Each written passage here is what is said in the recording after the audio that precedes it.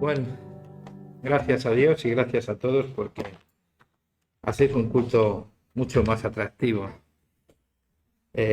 ¿Sabéis una cosa? Lo importante, aquí no nos examinamos.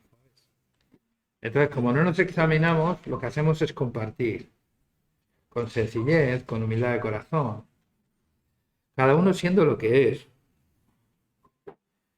Dios nos conoce mejor que nadie, con lo cual a Dios no le vamos a impresionar. Por tanto, chicos, qué mejor sitio que en familia para uno expresarse con naturalidad y para uno poder compartir aquello que ha cambiado su vida o que le ha ayudado a ser mejor. Entonces, yo doy las gracias a todos los que participan porque me ayudan. Y no es una retórica, es una verdad, quiero decir. Y si no me veis, que estoy atento cada vez que habláis. Muestra que estoy interesado en escuchar, no solo en decir cosas. Bueno, pero seguimos avanzando en el tema de evangelizar, como un clamor, como la acción de la evangelización. Y seguía pensando en ello. La verdad que cuando yo me empecé a escribir sobre este tema, me puse, y de hecho van un montón de folios, pero los tengo que ir dosificando porque llega un momento en el que uno ocupa el espacio que tiene que ocupar. Si os acordáis, el domingo pasado estuvimos hablando de por qué abordar un tema como la evangelización, ¿no? Algo que puede ya ser conocido por la gran mayoría de nosotros, ¿por qué abordarlo?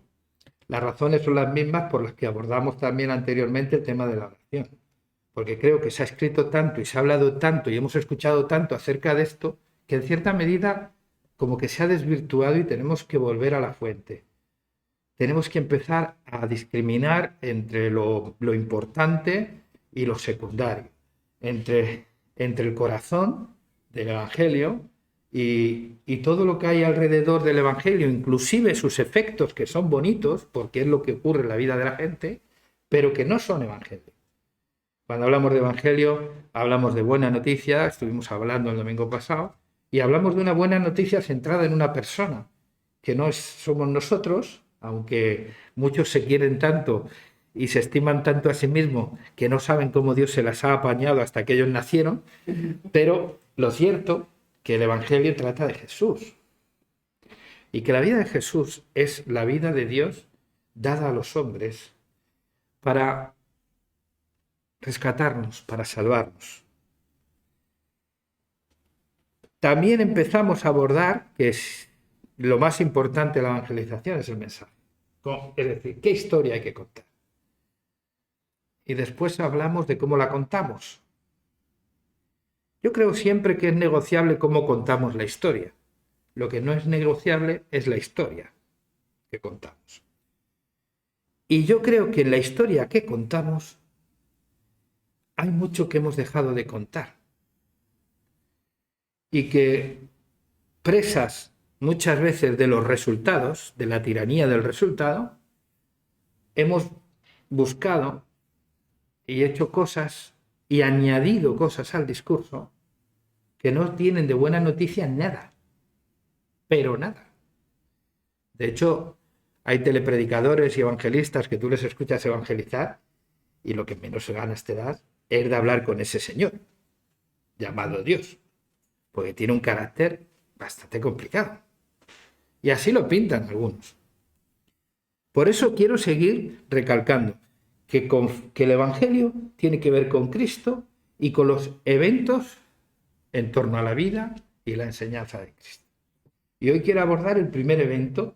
Además, estamos cerca de lo que se considera la celebración de ese primer evento, que tiene que ver con el nacimiento de Jesús. Para mí, el primer evento es la encarnación. Y fijaros, hay que tener en cuenta esto por muchas razones. Pero es que cuando uno tiene una idea y un pensamiento bíblico sobre la encarnación, hace que Dios sea un ser del que se puede uno fiar, que no está mal. ¿Vale? Para hablar de esto, hay un texto en el Evangelio según San Juan, sabe José Luis que es uno de mis favoritos, el prólogo del Evangelio de Juan, que para mí es uno de los tratados teológicos de la Escritura más acerca de Cristo, más potentes que hay. Vamos a leer en 3 partes. Una primera parte es el Evangelio de Juan, capítulo 1, versículos del 1 al 5. Una segunda será el mismo capítulo 1, versículos del 9 al 14. Y una tercera será el mismo capítulo 1, versículos 17 y 18. Dice así, la versión es la palabra, la que yo leo esta mañana. En el principio ya existía la palabra.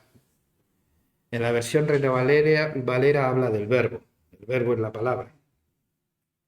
Y la palabra estaba junto a Dios y era Dios. Ya en el principio estaba junto a Dios. Todo fue hecho por medio de ella y nada se hizo sin contar con ella. Cuanto fue hecho era ya vida en ella. Y esa vida era la luz de la humanidad. Luz que resplandece en medio de las tinieblas y que las tinieblas no han podido. Versículos 9 al 14. La verdadera luz, la que ilumina a toda la humanidad, estaba llegando al mundo. En el mundo estaba, y aunque el mundo fue hecho por medio de ella, de la palabra, el mundo no la reconoció.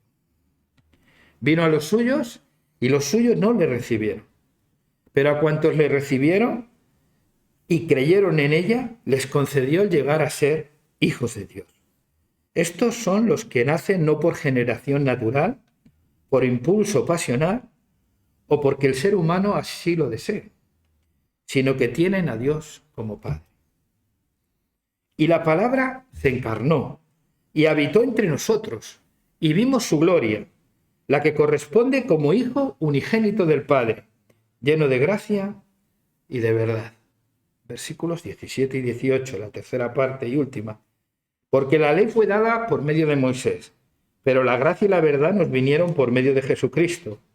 A Dios nadie lo vio jamás.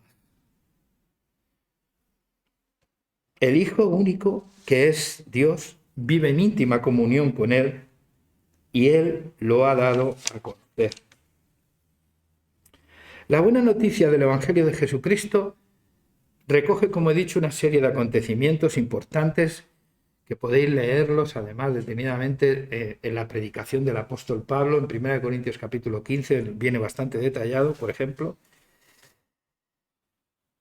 Eventos importantes en lo que a Dios se refiere. Hay mucha gente que se empeña en como si la Biblia hubiese sido escrita, fuese un tratado suyo.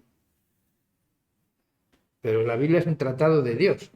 Y como tratado de Dios recoge hechos, la historia de Dios en cuanto a la salvación del hombre y cómo esto ha afectado al conjunto de la humanidad.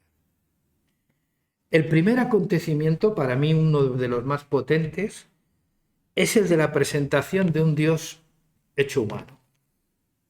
Una verdadera locura, ponte a pensar. Ya pierde un poquito, ¿no?, el Dios humanado.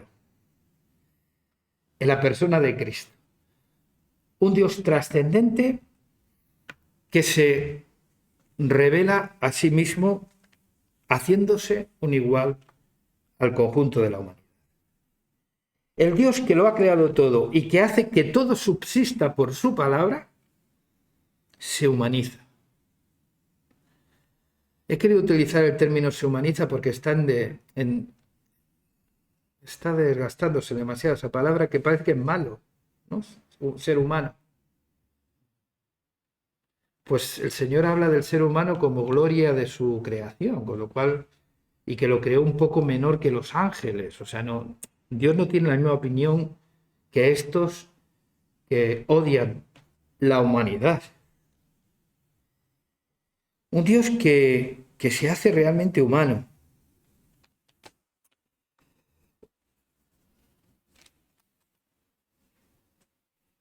Un Dios que lo creó todo.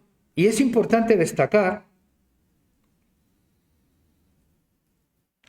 que la conexión y el vínculo que existe entre la creación y la encarnación.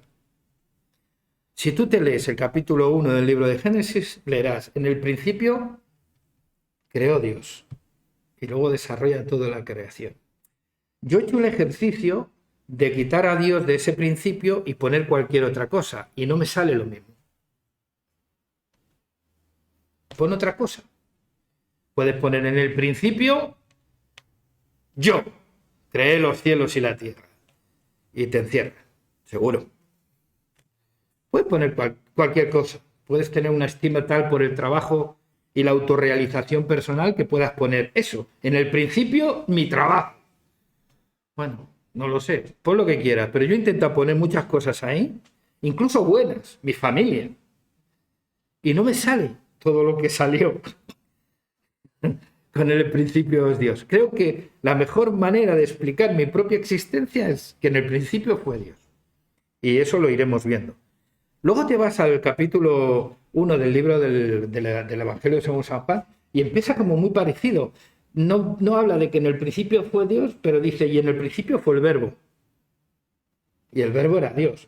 En realidad lo que está hablando es de la preexistencia de Dios antes que todas las cosas y de la preexistencia de Cristo antes que todas las cosas. Que Dios estaba creando por la palabra todo lo creado y la palabra, que es Cristo, era Dios.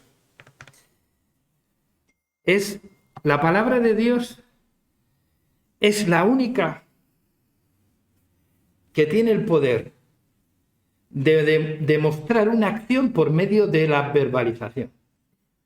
Cuando Dios dijo, sea la luz, no se tuvo que ir al interruptor. Decidlo vosotros.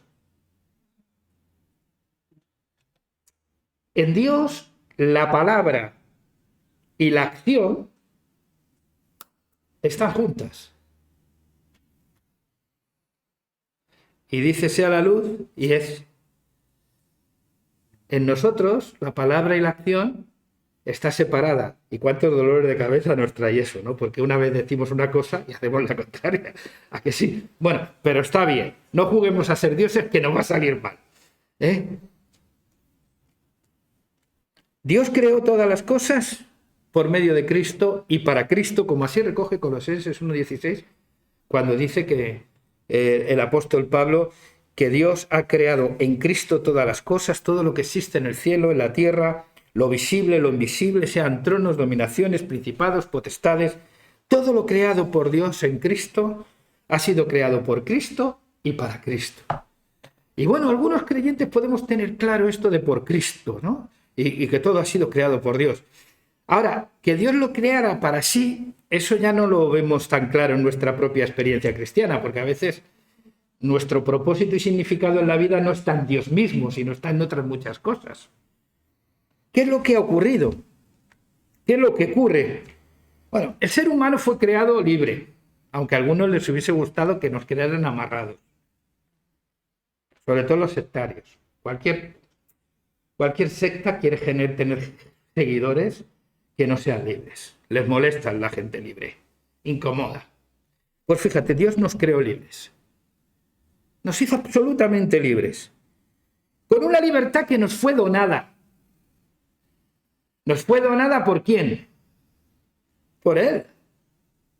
Por el mismo Creador. Así pues, un ser humano creado libre, con una libertad que le ha sido donada desde el principio por el mismo Creador, nos muestra que tiene la capacidad de tener comunión con el Creador de manera libre y voluntaria, pero también tiene la capacidad de rebelarse contra su Creador. Y no porque haya una fuerza consustancial en sí mismo, sino por algo que tiene que ver con Dios y no contigo. Porque Dios se autolimitó. Fíjate, tu libertad hizo que Dios se autolimitara a sí mismo. Es lo que los teólogos bíblicos y científicos dicen, que en la creación nos muestra la primera kenosis, es un término griego, de Dios. Kenosis es la doctrina del autodespojo o del vaciamiento, que queda mucho más clara en Filipenses capítulo 2 cuando dice, el cual siendo en forma de Dios, no estimó el ser igual a Dios como cuestión a la que aferrarse, sino que se despojó de sí mismo. Cuando Dios toma la decisión de hacerse un igual a ti y a mí, toma la decisión no estimando su condición, sino estimando la tuya, la mía, y se vacía de sí mismo, se despoja de sí mismo, de su deidad, para hacerse un igual a nosotros. ¿Qué te parece? ¿Te puedes fiar de alguien que hace eso por ti? ¿No te vuelve loco? Pero si nos montamos 4 frases y somos capaces de enamorar a alguien, pues Dios hizo mucho más que un discurso o una narrativa bonita, romántica. Se autodespojó de su condición divina para hacerse un igual a ti.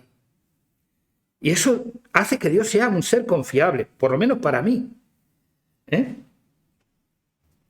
Pues en la creación Dios se estaba limitando, porque dándonos la libertad de decidir, Él se estaba convirtiendo en una opción. Si me puedes decir que no, es que hay otra cosa a la que puedes llegar a valorar más y decirle que sí. ¿Te han presentado a veces al Dios del cristiano, te lo han presentado así alguna vez? ¿O alguien que ya tiene decidido lo que va a pasar, que ha elegido a unos pocos y que los demás se pudran en el infierno? Bueno, Dios se autolimita y se autolimita en la creación, dándonos la libertad, y se autolimita en la encarnación, porque siendo Dios se hace hombre. Y esa encarnación le conduce a la cruz, y que resulta no en su satisfacción, sino en nuestra salvación. Al crear el mundo, Dios manifiesta su poder, es indiscutible, pero no como el modelo de monarquías absolutistas y caprichosas que todos tenemos estructuradas en nuestra mente, que conforman una idea de soberanía en nuestra mente. No como un poder soberano que crea algo para convertirlo en un medio para su exaltación. Como si Dios... Mira, es que si Dios necesitase de mi exaltación, estaba apañado, ¿eh? Y habla mal de él.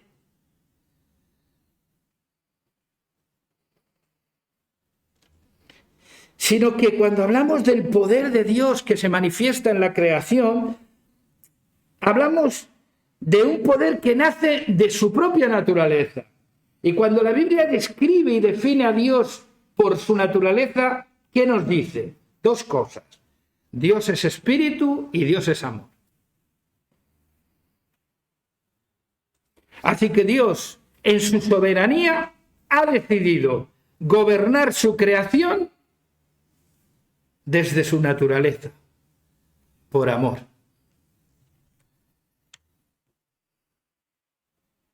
Un poder que nace del amor y por tanto se comunica en gracia, creando frente a sí mismo unos seres que no son el medio para su exaltación, sino que son un fin en sí mismo.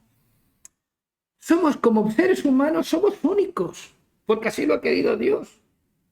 Y somos un fin en nosotros mismos. Que tenemos capacidad para tener una comunión con Él, pero que también somos capaces de llevarle la contraria. Y que la llevamos a veces, bueno, unas abiertamente y otras a los comordón, como digo yo. Es a partir de aquí desde donde debemos de desarrollar ese pensamiento bíblico sobre la soberanía de Dios. Y lo digo porque no todos los creyentes piensan igual, por eso lo digo, ¿eh? Porque cuando hablan de un Dios soberano, tienen en su cabeza a los monarcas medievales, que son absolutistas y caprichosos, que son dueños de la vida y la muerte de sus súbditos, y que con ese nepotismo es como gobierna, con señorío. Recordad la parábola de Jesús cuando sus discípulos discutían sobre lo mismo. Aquí quién manda.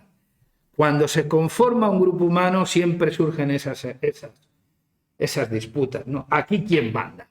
Bueno, pues mirad, dice en las naciones se enseñorean sus gobernantes, pero no será así entre vosotros, sino que el mayor servirá al menor, ¿vale? Con lo cual, estamos hablando de otra cosa completamente distinta a la que culturalmente estamos acostumbrados. Es que hay que reinterpretar, hay que desarrollar un pensamiento bíblico de la soberanía de Dios que no se niega a su propia naturaleza, que es gobernar desde el amor. Esa soberanía que no dependa de parámetros culturales nuestros, calcados pues de esos soberanos monarcas absolutistas de antaño. La soberanía de Dios es una soberanía del que ha decidido gobernar su creación desde el amor. Y el amor cuya mayor gloria es el hombre. Cuando digo hombre y mujer. Existente, que ha sido creado a imagen y semejanza de Dios. Hombre y mujer. Creado a imagen y semejanza de Dios. No es el hombre el único que tiene imagen y semejanza de Dios. Ni siquiera es el hombre solo hombre. Leer bien el texto bíblico y os daréis cuenta que dice, y Dios creó al hombre, varón y hembra lo creó. Hasta para ser hombre necesitas tu mujer. Así que basta ya, machitos. Bajémonos de la burra ya, ¿eh? Bajémonos de la burra. Porque es negarnos a nosotros mismos. Es curioso, ¿no? Imagen y semejanza, a su imagen y semejanza creó al hombre y a la mujer. Hay gente que parece que Dios se parece más al hombre. Y la idea que tenemos de Dios es de un señor bonachón, y como si fuese Papá Noel, ¿sabes? Así más o menos. Por eso cuando yo leí La cabaña, habéis leído el libro La cabaña y la habéis visto la película, en un debate sobre con los pastores, yo soy un poco provocador, lo entiendo, pero es que no lo puedo evitar, es que me lo ponen muy fácil. Claro, yo cuando salió esto, algunos dijo que era una blasfemia, que no sé qué, que no sé cuánto. Digo, pues a mí lo que más me gustó de la película es que Dios fuese mujer negra y culona. Me refiero de ancha. Dice, porque me rompe estereotipos. Pero que es que en la misma serie, en la misma película puedes ver cómo Dios se convierte, se relaciona como padre también con él.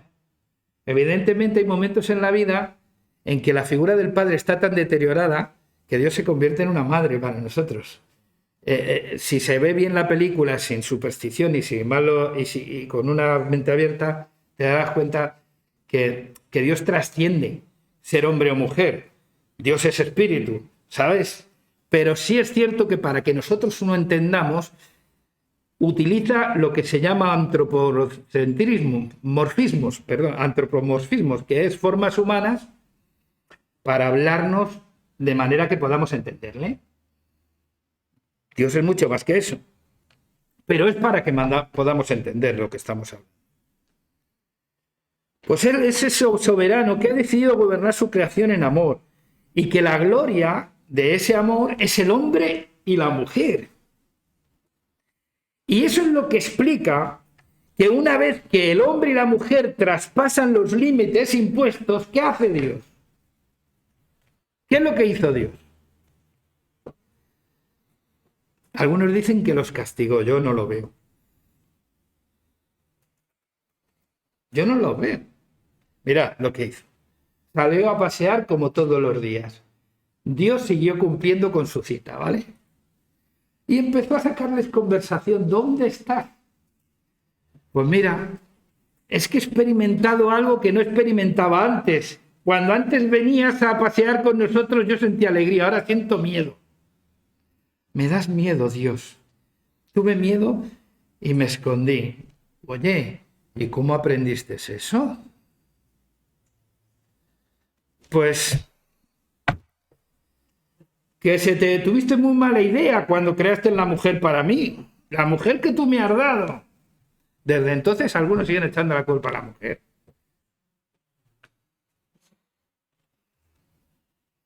Es más, la utilizan algunos para tener a la mujer en la iglesia callada y sin hablar.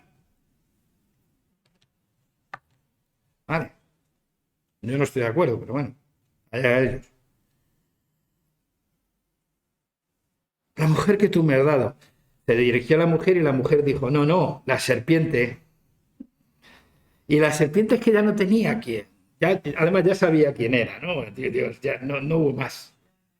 Desde entonces hemos aprendido a que la culpa la tenga siempre el otro, siempre. Tú no verás que nadie reconozca, porque la culpa es molesta, incómoda. Y entonces, ¿cómo queremos librarnos de la culpa? Echándosela a otro. Y a veces pasa, y nos pasa como iglesia, sentimos culpas por aquello que debíamos de hacer, que no estamos haciendo, y le echamos la culpa a un mundo que no quiere conocer a Dios. Pero es que a lo mejor ese mundo no quiere conocer al Dios que tú le estás presentando, que no tiene nada que ver con el Dios de la Biblia. Pero eso es otro tema. Pero esa es la manera que Dios tiene de actuar. Una vez que el hombre traspasa los límites, pues Dios vuelve en busca del hombre. Es como el pastor que deja las 99 y se va en busca de la oveja perdida para mostrarle su extravío y volverla a casa. Eso es Dios. Y claro, Dios tiene una conversación consigo mismo y llega a la conclusión de que el hombre ya no puede seguir en el huerto. Pero no porque Dios no quiera que siga en el huerto. Es que en esa condición en la que me tienen miedo, ¿tú te crees que Dios quiere que le tengas quiere tener una relación contigo por el miedo? Toda la vida, basada en el miedo, producto del pecado, en esa condición en la que se echa la culpa los unos a los otros, en esa condición en la que la envidia entre hermanos aparece y uno mata al otro, en esa condición de vida rota y caída, yo no quiero que vivan eternamente en esa condición. Por eso tenemos que expulsarles del paraíso para que no echen mano del árbol de la vida y vivan así para siempre. ¿Vosotros veis un castigo en eso?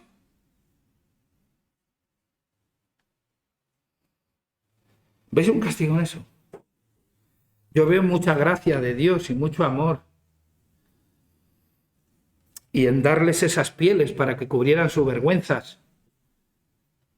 Porque Dios no quiere que el hombre se sienta culpable, le tenga miedo y sienta vergüenza. Aunque hay algunos predicadores que parece que juegan a eso. A que la gente sienta miedo, vergüenza y culpa y entonces vengan al Señor. Pero no es así, porque lo que la culpa, el miedo y la vergüenza fueron emociones que surgen por el pecado, por la rebelión, por querer ser dioses de nuestra propia vida. Así es como Dios ha actuado a lo largo de la historia, salir al encuentro del ser humano.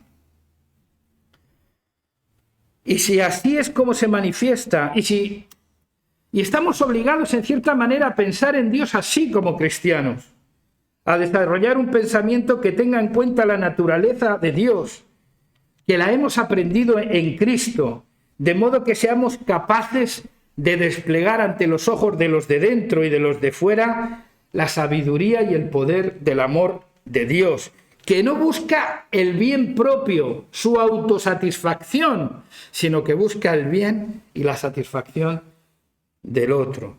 ¿Y el otro quién es? El ajeno. ¿Y quién es el ajeno? ¿El que es como él o el que es contrario a él? El ajeno es el rebelde, el que se ha desbocado, y el único freno que tiene Dios es su gracia para salvarle. Por eso se hizo hombre y no un castigador. La encarnación mantiene que el Dios cristiano no se corresponde con ese Dios impasible que pinta el paganismo, que es dueño absoluto de la vida y de la muerte de sus súbditos. Al contrario, El Dios cristiano defiende que Dios en Cristo, que es el Dios hecho hombre, está tratando de conciliar a todos con Él. Y que está incluso dispuesto a recibir el castigo, a soportar el rechazo y el sufrimiento ocasionado por esa rebeldía. Esta es la manera que Dios tiene de actuar. Así que entendemos al Dios soberano como un Dios de amor por lo creado, pero al mismo tiempo, cuando hablamos de encarnación, estamos hablando de un Dios que respeta aquello que ha creado, porque se convierte de forma libre en un igual a ti y a mí. No se avergüenza.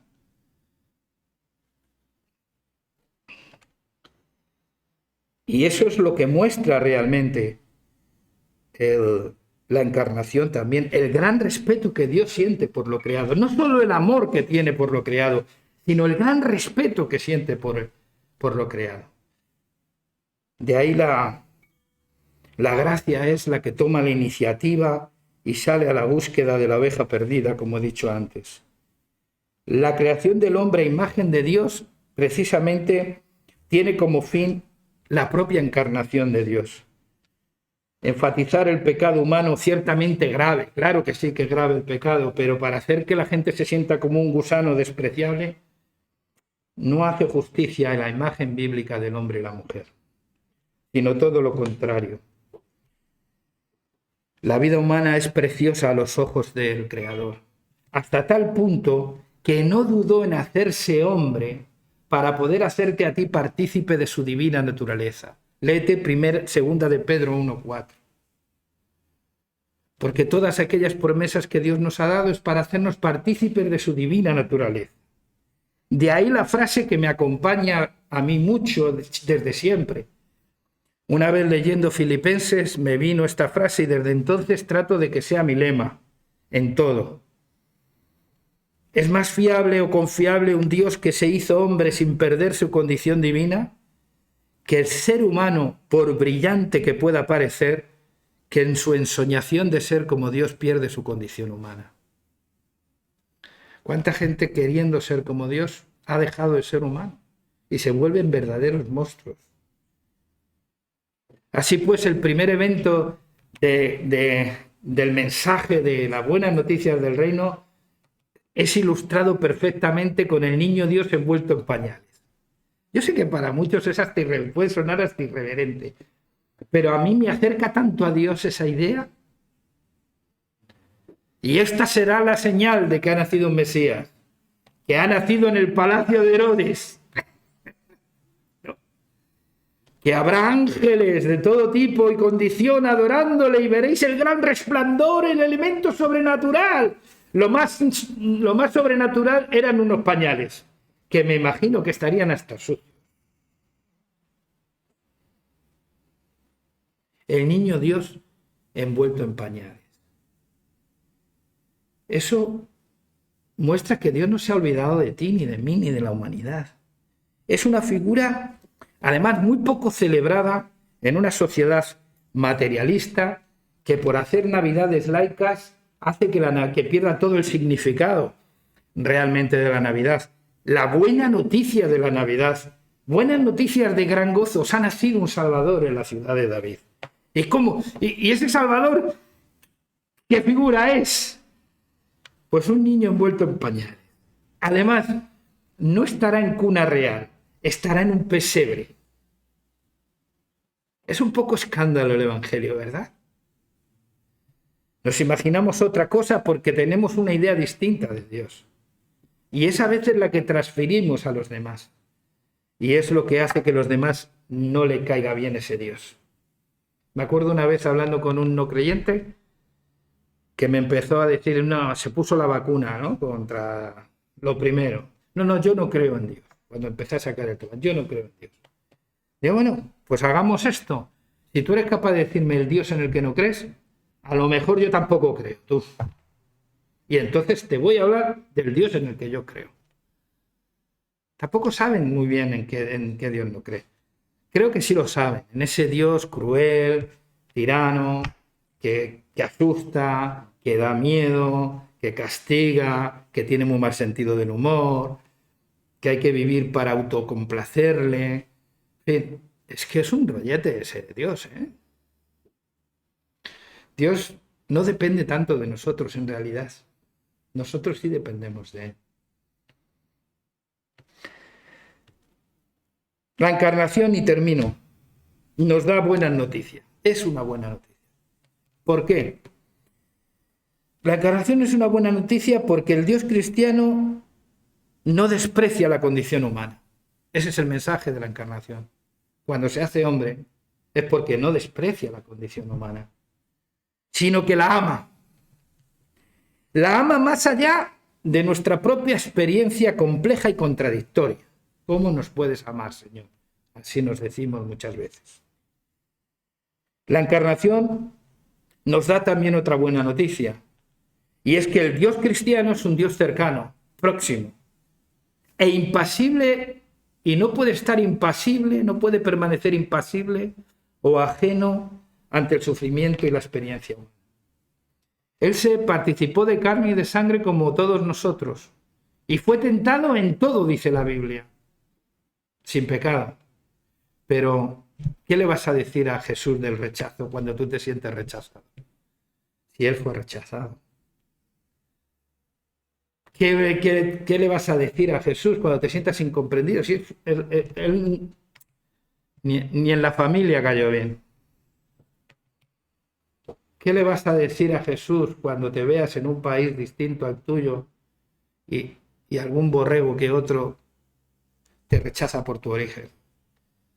Pues sí, es que Él fue rechazado como extranjero también. ¿Qué has podido vivir tú que no haya vivido Él?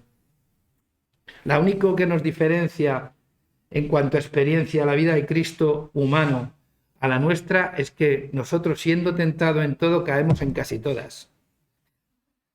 Y Él fue tentado, pero sin pecado.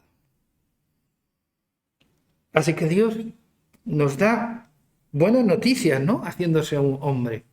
Primero, que no desprecia a la humanidad, por tanto, no hay que despreciar a la humanidad. Segundo, a pesar de las complejidades, ¿no?, de la experiencia humana. Segundo, que Dios es un Dios cercano. Tercero, que el Dios cristiano siente un profundo respeto por la creación. Y esto solo es posible y solo se explica desde la naturaleza de un Dios que, además de soberano, es amor.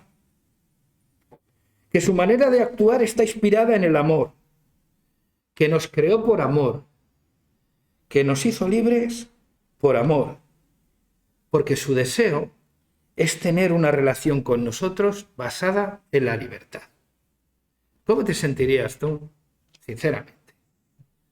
Ponte tú, que tu mujer o tu marido estuviese contigo por obligación. Qué chupio lo ibais a pasar, ¿eh? Y que encima te lo haga, te lo muestre.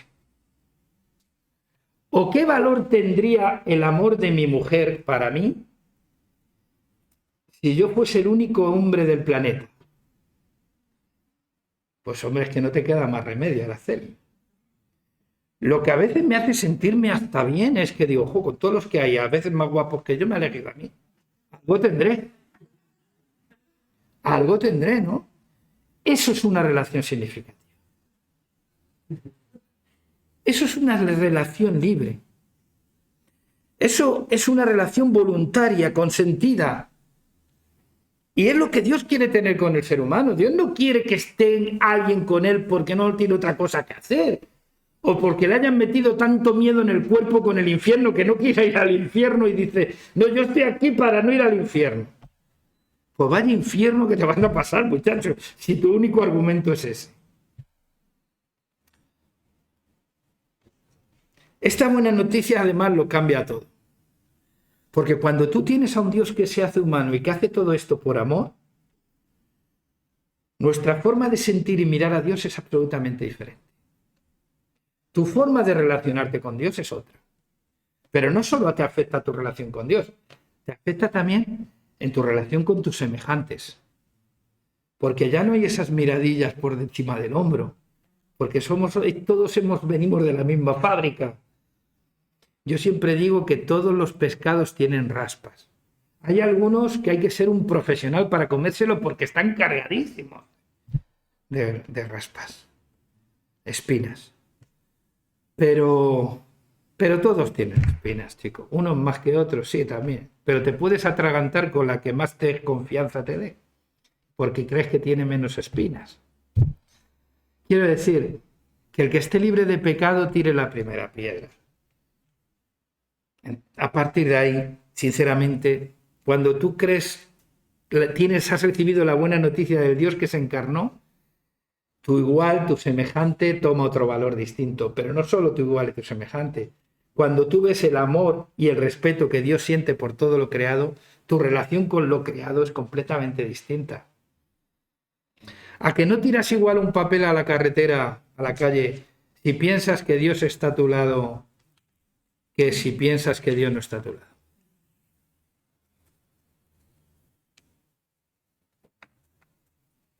Bueno, pues hay que dar un pasito más. En vez de no hacer las cosas para que no te pille,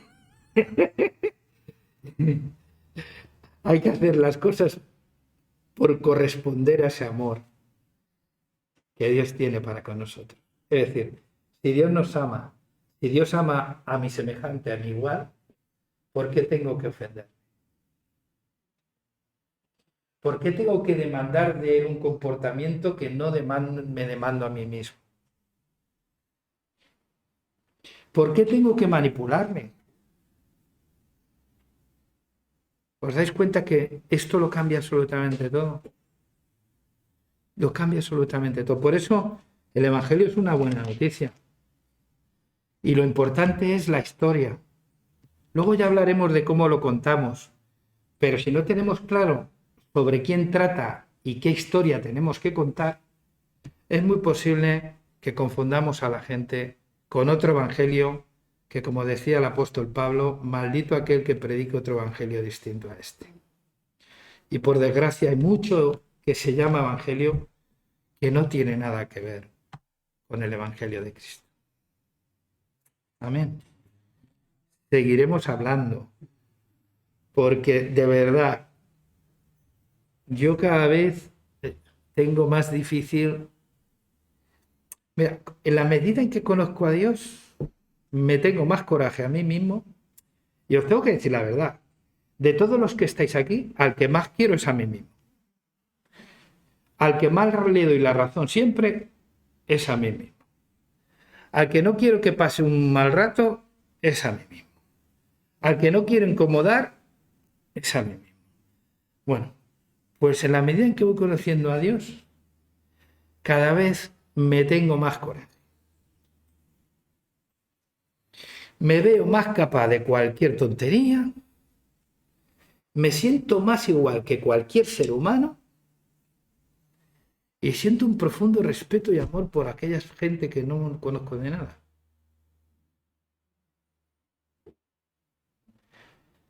Por tanto, si ese es el mensaje que tengo que contar, lo contaré de manera que no le haga sentir mal al otro, ¿no? Huiré de la manipulación, de que se le meta el miedo en el cuerpo, de que tiene que ser malo por narices, a buscarle el defecto. Ah, que no te drogas, pues beberás. Ah, que no bebes, pues serás un adúltero, pero vamos. No, sí. Vamos a ir definiendo el mensaje, porque el mensaje es la clave de cómo contamos la historia y cómo hacemos que la gente se fije más en Cristo, que al final es de lo que se trata, que en nosotros mismos. Si nosotros tomamos un lugar preeminente a la hora de evangelizar, es posible que hablen bien de nosotros, pero sinceramente no les va a valer para nada, ni a ellos ni a mí. A mí no me va a venir bien que hablen bien de mí, porque ya te digo que estoy enamorado de mí mismo. Entonces, cuanto más hablan bien de mí, peor me hacen sentir, porque no quiero quererme tanto. Pero a ellos tampoco les va a hacer. Que el Señor los bendiga. Eh, bueno, pues ya está, ¿no? Richard, ya vale, ¿no? Porque entre José, el José y yo...